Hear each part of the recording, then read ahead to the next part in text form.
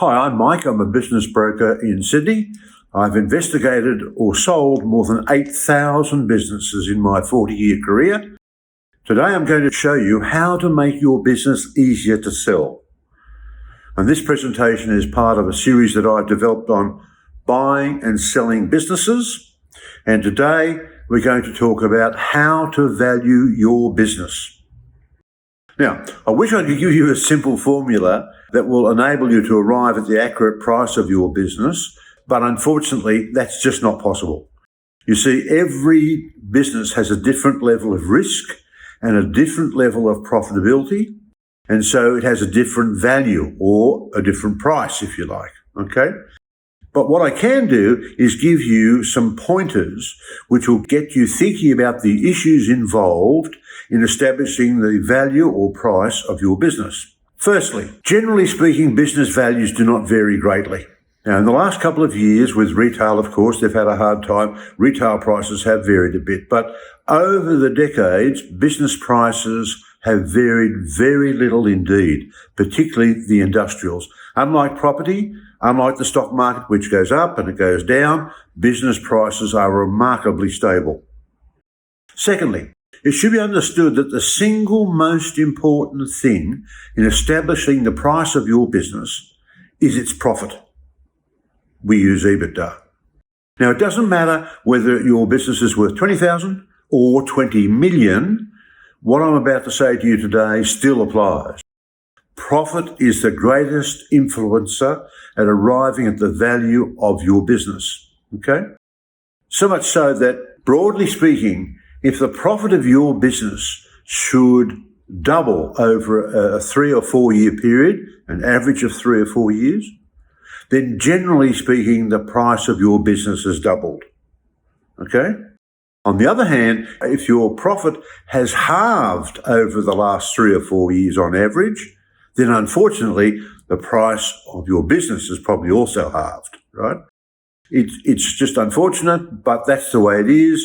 There is a very, very sensitive link between profit and price, and that's just the way that it is. Very, very important. Thirdly, risk is the next most important issue for you to consider. Basically, the higher the risk, the lower the price. It's the law of supply and demand. If it's a very risky business, the demand for that business will be low and the price will fall.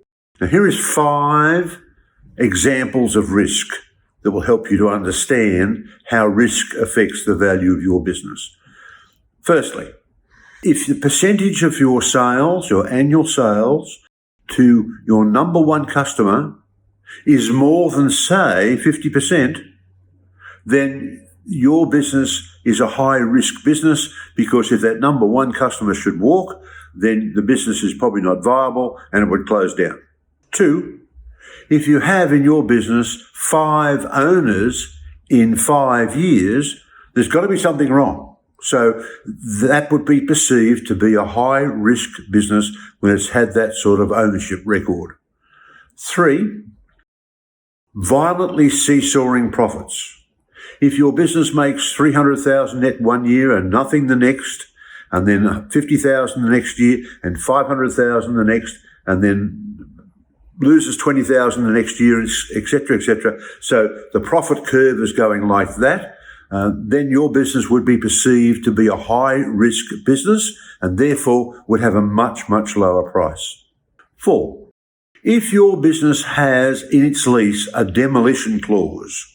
If you don't know what a demolition clause is, look up your lease, talk to your lawyer. But if your business has a demolition clause in its lease, that adds greatly to the risk, and that would reduce the price of the business considerably. Quite frankly, in our office, we wouldn't sell a business with a demolition clause in its lease. 5, if the business has only been established for a very short period. I mean, we like to see businesses that have been established for 10, 15, 20, 30, 40, 50 years. That's great. But if the business has only been established for 18 months, it hasn't had a chance to prove itself through good times and bad. And so that business would be perceived to be a high-risk business. Generally speaking, the business should have traded for at least 3 or 4 years for you to take a serious interest in it. Lastly, the other thing you need to know is that the profitability of your business rises, so does the multiple. For example, now this is really important because very few people understand this. If the EBITDA of your business averages $1 million a year, averages over the last 4 years, then your business would probably be sold on a multiple of 2 to 4. Now, a lot of businesses won't fit into this analysis, but that's for many businesses, that certainly is the case. If that same business has a EBITDA average over the last 4 years of, say, $5 million, the multiple to arrive at the value of the business could well be between 4 and 7. Okay? So smaller businesses get a smaller multiple. Bigger and far more profitable businesses get a bigger multiple. Okay? You need to understand that. That's very important. Remember, no two businesses are the same. There are many factors that influence the value or price of your business. If you have not been able to grasp what I'm talking about, or you want to talk to somebody, you need some more information, please feel free to give me a call. My details follow.